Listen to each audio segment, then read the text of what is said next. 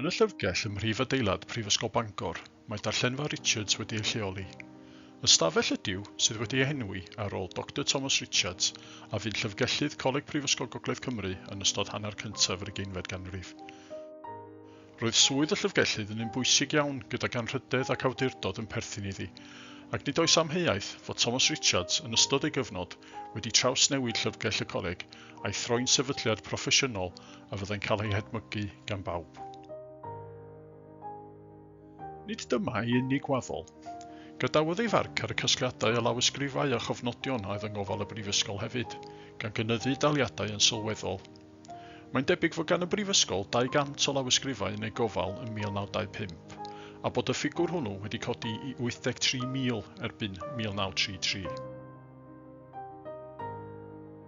Ganed Thomas Richards ar y 15fed o Fawrth 1878 ym Maes Glas ger Talabont, Ceredigion, yn fab i Isaac a Jane Richards. Ym 1899, cafodd ei dderbyn fel myfyriwr i Goleg Prifysgol Gogledd Cymru, lle bu'n ddisgybl i'r enwog Sir John Edward Lloyd, a graddiodd yn 1913 gydag anrhydedd mewn hanes.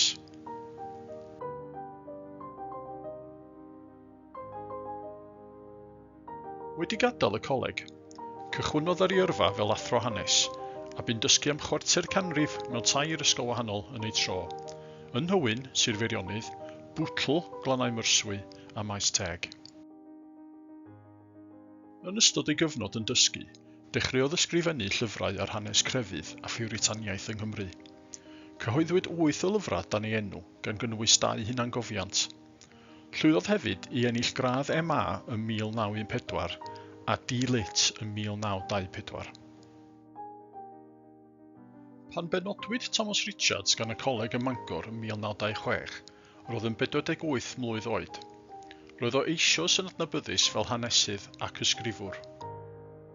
Fel llyfrgellydd, yn wahanol i'w ragflaenydd Thomas Shankland, roedd yn ddisgyblwr llym ac yn cosbi unrhyw ddisgybl fyddai'n torri rheolau neu'n camymddwyn.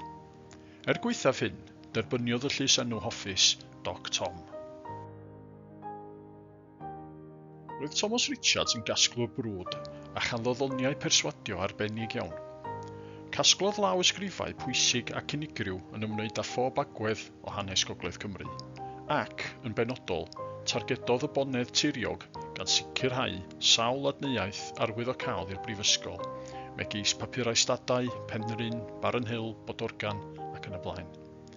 Mae'r casgliadau hyn yn parhau i fod yn adnodd arbennig iawn i fyfyrwyr y coleg a phobl yr ardal ac yn denu ymchwilwyr o bell.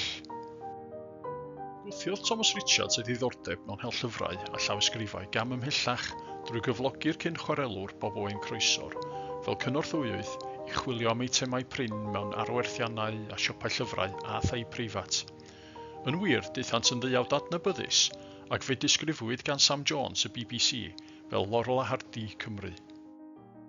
Treuliodd Doc Tom 20 llewyrchus iawn fel llyfrgellydd Prifysgol Cymru, cyn iddo ymddeol yn 1946. Wedi hynny, derbyniodd sawl anrhydedd gan gynnwys Medal Cymdeithas Anrhydeddus y Cymrodorion ym 1958 a doethuriaeth gan Brifysgol Cymru ym 1959. Dyma ddywedodd Thomas Parry amdano. Er yn gwbl annisgwyl, profodd ei benodiad ym Mangor i fod yn ddewis ysbrydoledig, oherwydd bydda'r llyfrgellydd hirgil, doniol, hynod frawychus hwn yn dominyddu llyfrgell y coleg fel cawr, ac yn trawsnewid ei rôl a'i statws. Nid oedd ond un Doc Tom, yn ôl R.T. Jenkins. Heb os, mae ein dyled yn fawr iddo. Byddai Prifysgol Bangor yn sefydliad llawer tlotach heb ei ymgyrchoedd diflino i adeiladu ar gynnwys y Llyfrgell Gymraeg, a'r casgliad archifol sy'n un o'r tlysau yng nghoron y coleg ar y bryn.